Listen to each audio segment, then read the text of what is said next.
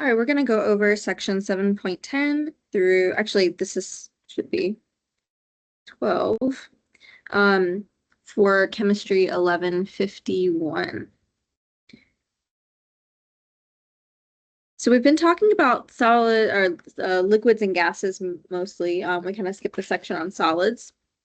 But a substance, if you want to think about heating up a liquid and turning it into a gas, for example, we have to consider how much energy do we need to put in to change that temperature. Because if you're thinking about how do I get some liquid, for example, water, up to that boiling point, we can think about the amount of heat that we need to add in as a relationship with the amount of water we have, and then this property called specific heat. So the specific heat is the amount of heat energy that we need to raise 1 gram of a substance by 1 degree C.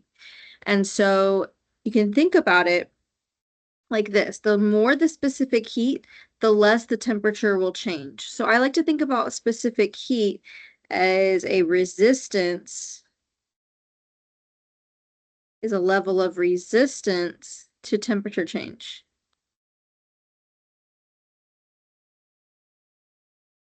So if something, you can add a lot of heat to it and it doesn't change its temperature as much, it would have a higher specific heat or a higher resistance to temperature change. We can think about high specific heat as something like water. You know that if you were to put a pan of water or a pot of water on the stove, after like 2 minutes of heating that up, the water will still probably be pretty cool, but the metal of the pot will be hot. And so the specific heat of the metal is really low, meaning it changes its temperature really quickly when we start to add heat. But the specific heat of the water is really high, meaning it doesn't really change its temperature quite as quickly. It's more resistant to temperature change. So we can see here, if you're using like an aluminum pan, for example, it takes 0.215 calories to take 1 degree C, or sorry, 1 gram, 1 degree C, or it takes 0.897 joules to increase 1 gram by 1 degree C. Versus water, liquid, it's, if you just compare like your aluminum pan to water, you can see the big difference in the specific heat here. So water has a abnormally high specific heat um, compared to a lot of other substances, and that is because of its special hydrogen bonding. So it takes a lot of energy to break apart those molecules to get them to move faster because they really want to stick together and stay in big clumps because of the hydrogen bonding there. And so you don't have to memorize the specific heats. These will be given to you in any sort of question, but just know that this is not necessarily a dimensional analysis problem. This is not really a conversion. We're going to be using a formula. So this formula would be specific heat is equal to heat over mass times change in temperature. And let me see what you have on your equation sheet for this formula.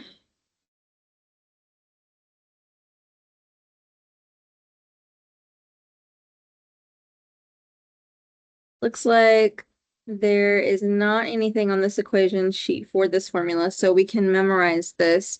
Let me see if it'll give you the next slide. No. So I like to rewrite this formula as heat equals specific heat, or let's do mass first. So mass times specific heat times change in temperature. And then I'm going to give you some different letters or variables for these things to help you make this an easier one to memorize. So heat, the variable is actually Q, the lowercase q for heat. It's not H, because H is enthalpy. We've talked about that already, that like change in H, or triangle H for delta H. Mass, the variable is M. For specific heat, we can't use, we're not going to use S, we're not going to use H. I guess you can say SH, but the easiest way to memorize this is to use C as the variable. And then delta T means change in temperature. And as far as the value of the temperature the unit of the temperature, we can look to the specific heat to figure out the unit of temperature that we're using. You typically just be using degrees C for this one. So we can get this formula, which is Q equals MC delta T, which you could read as M cat, because the delta kind of looks like an A. And so people memorize Q equals M cat, and that can be helpful to memorize this. So specific heat would be C is equal to Q over M delta T. If you wanted to rearrange it, or you could rearrange it to solve for mass, or you could rearrange it to solve for delta T. So Q equals MCAT is, I think, the best way to memorize this formula, but of course you can memorize it as heat equals mass times specific heat times delta T, or specific heat is heat over mass over delta T. Whatever you want to memorize, as long as you're able to maneuver it and move the equation around. And again, I would give you these numbers in the question if you needed it. On the homework, you may have to look them up, so you could use the slide to help you, but on a test or quiz, you'd have those numbers. So let's look at how would we use this in a problem. So how many calories are needed to heat a pot of water from 25 to 100? And so the specific heat of water is 1 calorie per gram per degree C. They give us the two different temperatures. They tell us a mass, and they want to know the number of calories. So they want to know what is the Q. They give us the M, and the specific heat would be the C. And so see if you can use this formula, Q equals MC delta T, and you're solving for Q. So pause the video and see if you can go through that.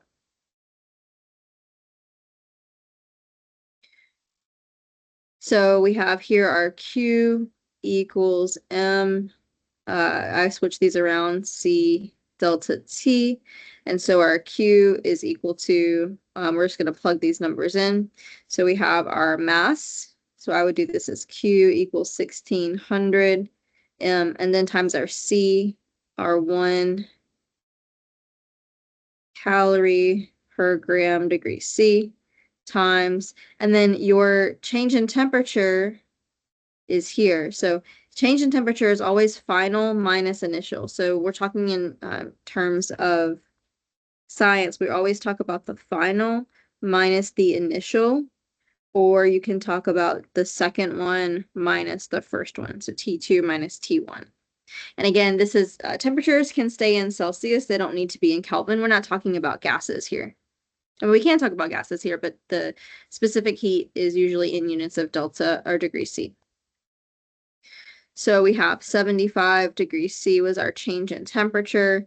And so when we multiply this out, we get 1.2 times 10 to the 5 calories. And we can do a quick little unit check.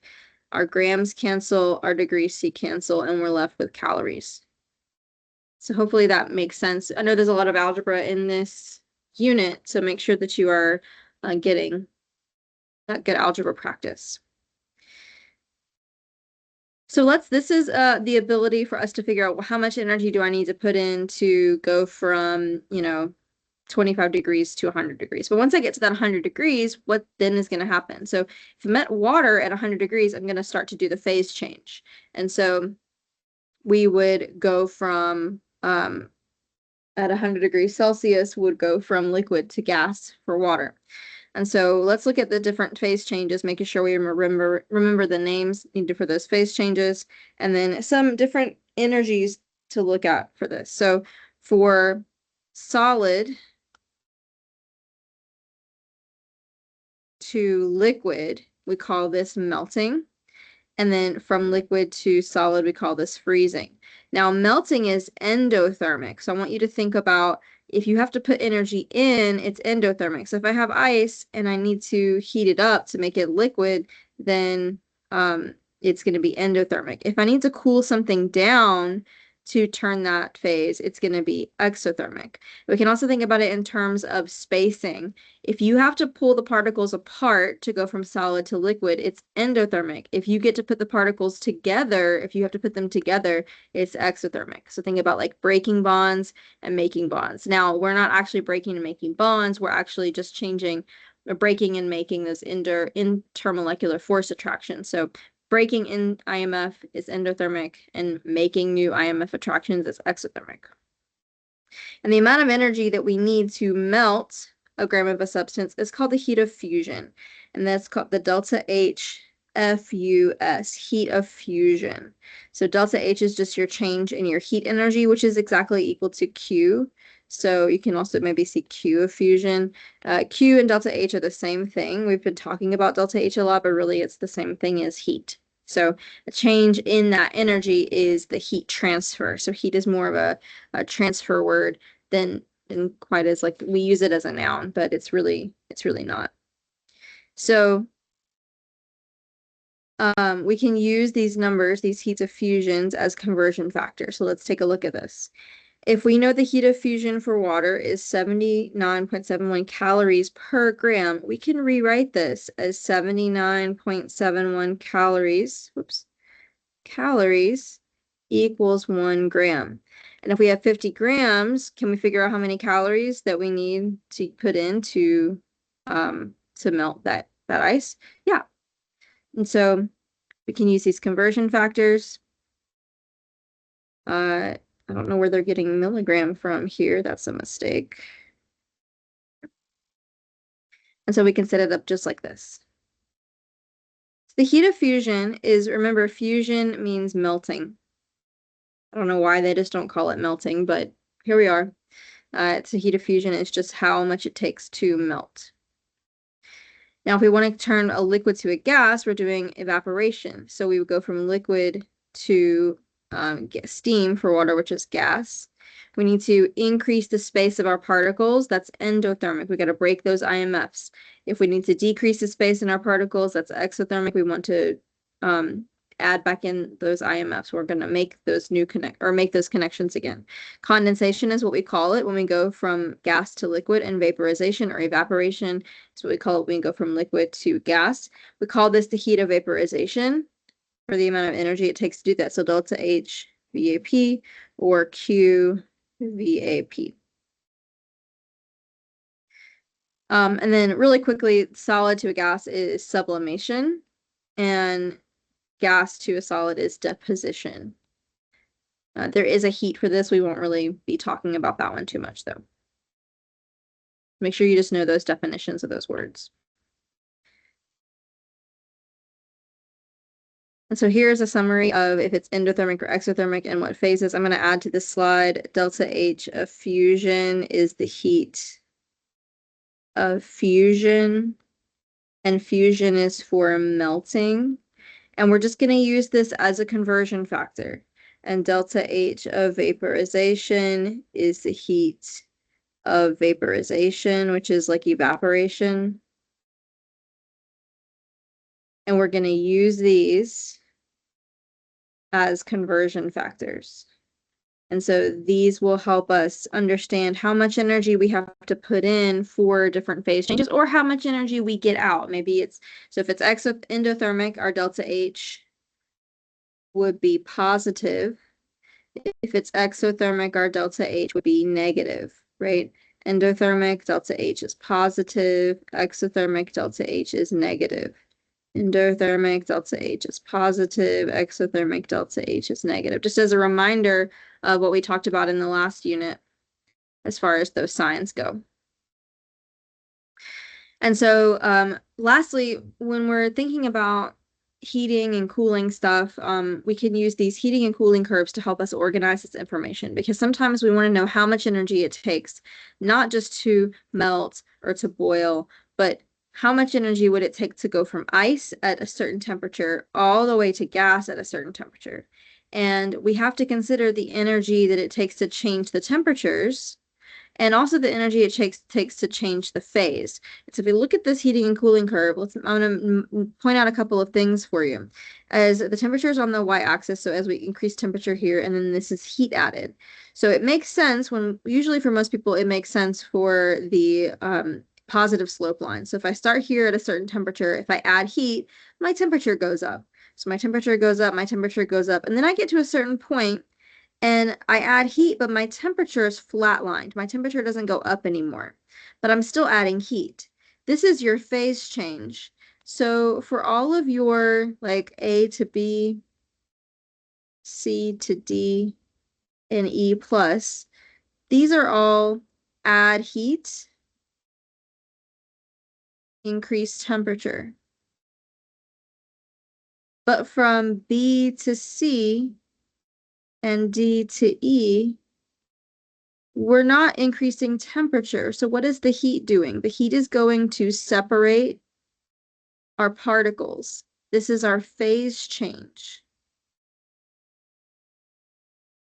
So increasing temperature would be making the particles go faster.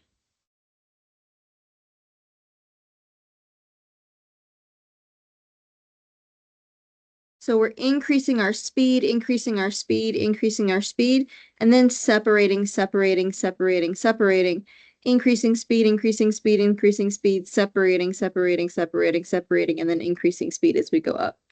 And so here we can use something, an equation that talks about change in temperature. So we can imagine that for this equation, for all of these areas, we could use a formula that has to do with change in temperature.